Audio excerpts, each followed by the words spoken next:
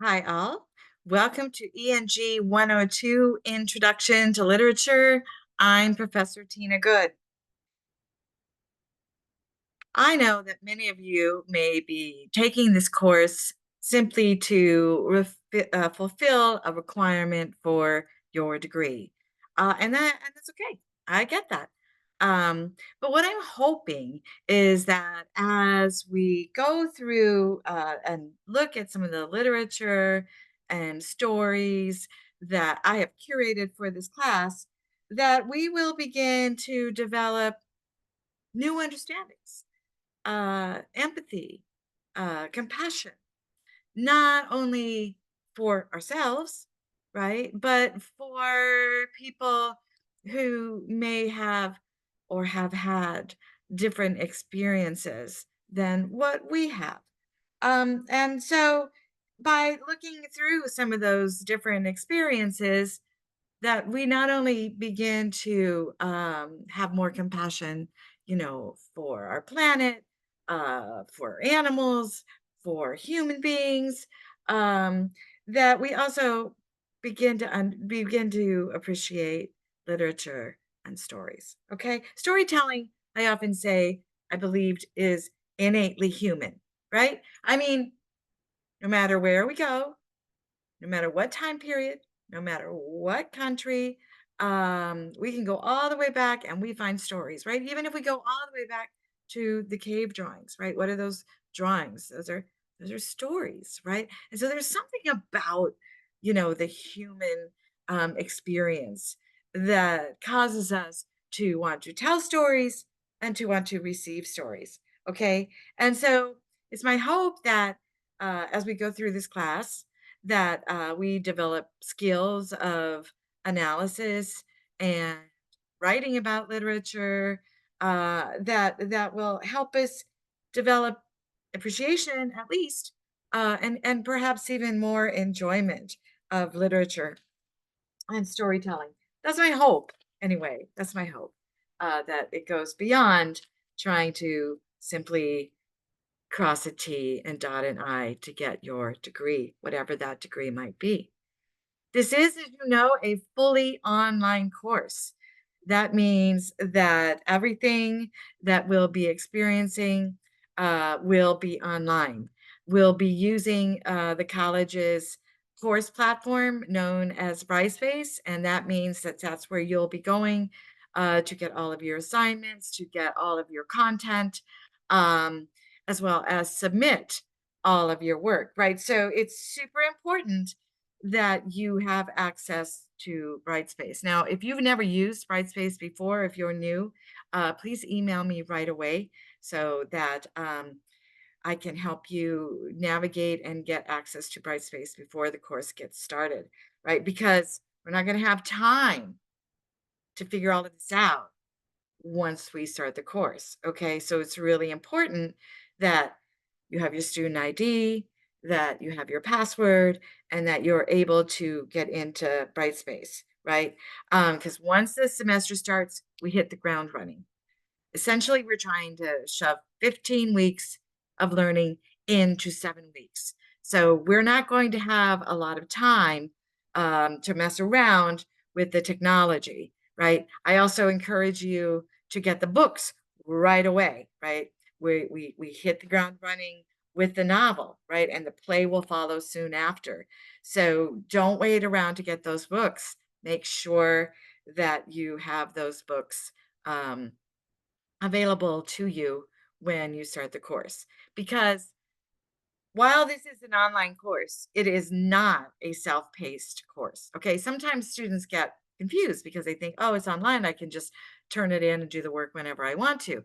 That is not the case, right? You will have weekly assignments, you'll have weekly readings that you will need to attend to and submit on time. Okay, so again, I encourage you not to wait to the last minute to get this work done, right? Our weeks are going to run Monday through Sunday with your due dates being on Sunday, but I strongly encourage you not to wait until Sunday to go like, okay, well, I'll read the book now and I'll take the quiz now and I'll do the writing assignment now. It's going to be too much for you to do in one day. Okay, so try to stay on top of your assignments throughout the week so that by the time Sunday comes, you're ready to have everything submitted. Okay, I'm going to warn you that the first 2 or 3 weeks are going to seem like a lot. Okay, because I'm trying to do a lot. First of all, getting you acclimated to Brightspace.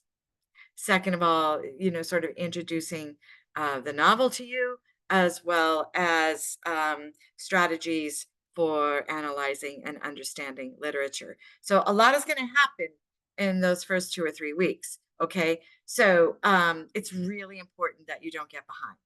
Now, you'll survive those 2 or 3 weeks, and then you'll see that your workload is going to lessen, right? Because we will have had the basis of our literature, we will have Brightspace figured out, right? And we'll be done with the novel. And so things will get a little bit slower for you as far as this course is concerned, but the due dates will still be every week on a Sunday. Okay. I do encourage you to start reading the novel, The Boat Builder, now. Okay. If I realize many of you have things going on in your life, and so you can't start the class until the class starts, right? But if you can get a jump start on the novel, I think it would be a really good idea. Number one, I think it'll help you enjoy the novel a little bit more because you don't have the pressure of meeting the deadlines quite so quickly. And number two, it will ease your burden when the class starts. Um, okay? So you're going to notice that I have opened up the Brightspace course for you to peruse. And most importantly, I have opened up the quizzes for the boat builder. Okay. So the quizzes are all open book. They are not timed. So as long as you get them submitted, um, by the due date, you should be fine, right? The due date and time, you should be fine, right? So you can do the quizzes anytime up until then. Now you're going to see that it says unlimited, but that's true to some extent. Um, I put unlimited because sometimes people make mistakes in their submission and I don't want them to stress, but understand that it is not totally unlimited. One, if I've already graded the quiz, you cannot resubmit it. And two, if it's past the due date in time, you cannot resubmit it. Okay.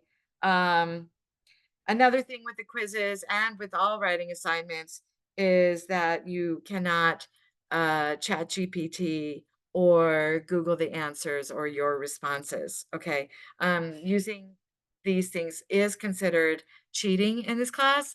And so when you do that, you risk not only getting a zero, right, for that question or that response, but, for the entire assignment. And you risk, getting uh, the student conduct procedures implemented. Okay.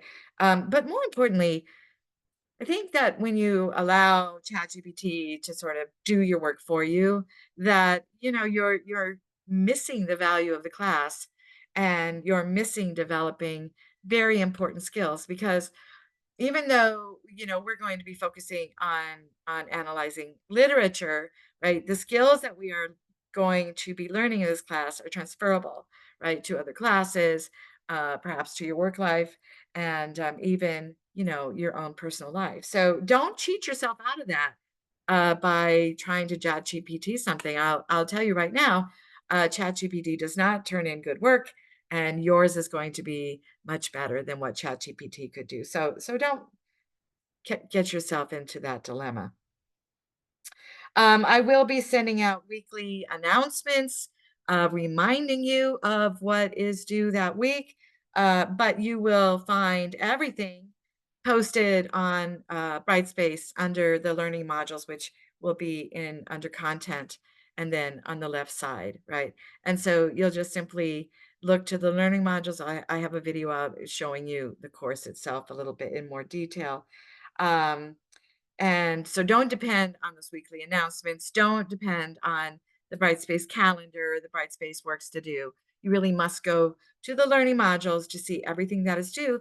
And there you will also find the links to quizzes, to articles, perhaps to short stories or poems, and to writing assignments. Everything is there under learning modules. So make sure that you go to the learning modules. That is where the content of the course will reside, including videos I have created for you to observe when we're talking about the content of the course. Okay, how do you get in touch with me? Okay, the best way to get a hold of me is through email. And you must email me at my Suffolk account, goodtea@sunysuffolk.edu. It's posted on the syllabus and on Brightspace. Okay, now, if you email me on Tuesdays and Thursdays between 10 and 5, you're going to get a very quick turnaround response, right? Unless I'm in class, I'm on email all the time. And so you'll be able to get a quicker response from me. That does not mean, however, that you can't email me at other times because you can. And sometimes if I'm on email and I'm on email a lot, I'll, just send you a response right away. But it also might be a delayed response depending on, what I'm doing. So if you email me on, those times and days other than Tuesday and Thursday between 10 and 5, that's fine. You might take a little bit longer to get your response. I do not check emails on Sundays. So that's a really important thing for you to know because that's when your due dates are going to be, right? So if you wait until the last minute and you try to email me with questions, I'm not checking email, so you're not going to get your answers. So be sure to start your work before Sunday, okay?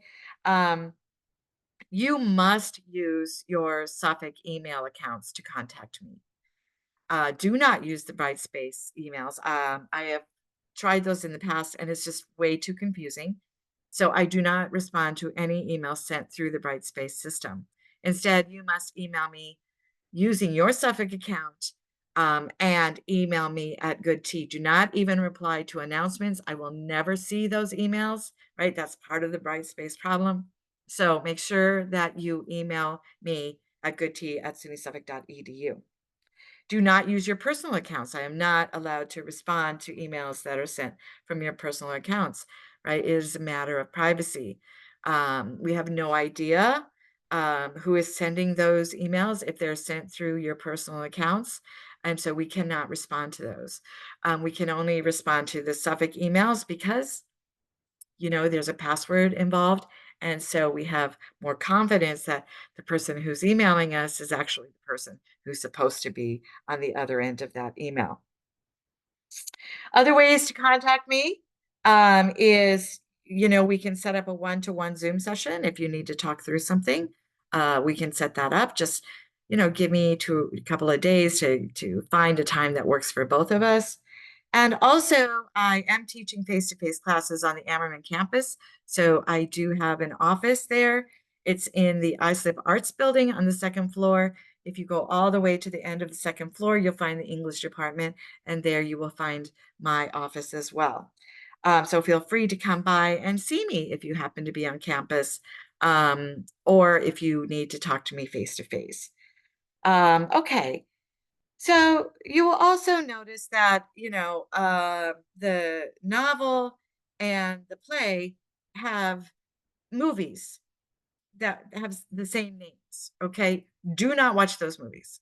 I am not saying that they are bad movies, but they will confuse you because they do not follow the literature that we are reading. They take vast paths away from what happens in the novel or in the play, and yet because the characters have similar names, right? You will find yourself getting confused. This is why it's also important not to ChatGPT or Google anything, because a lot of times ChatGPT or Google will pull from the movies rather than the actual written text. Okay. So don't watch the movies. Now, if you want to watch the movies after the class is over, that's fine. I think it would be great. You can compare and contrast, but don't do it while we're in class. It'll only confuse you and cause you to fail in your quizzes and your assignments. Okay. Those are the only two books you will have to buy. the short stories and the poems that we are reading in this class, I will provide links to on Brightspace, so you do not have to buy any kind of anthology. The books should be available in the bookstore. They should be there now for purchase or rent. I have also seen the books available on Amazon. I have not seen to date these books available in public libraries, but maybe they are now. They are pretty new. Well, Real Women Have Curves isn't new, but I haven't seen it in very many libraries, and The Boat Builder is very new. So I hope this gives you a little information about how to get started in the in the course. I really hope that you begin to enjoy the novel, and I'm greatly looking forward to sharing these stories with you in the weeks ahead. Okay, so good luck getting started, and I will see you soon in later videos. Have a great day.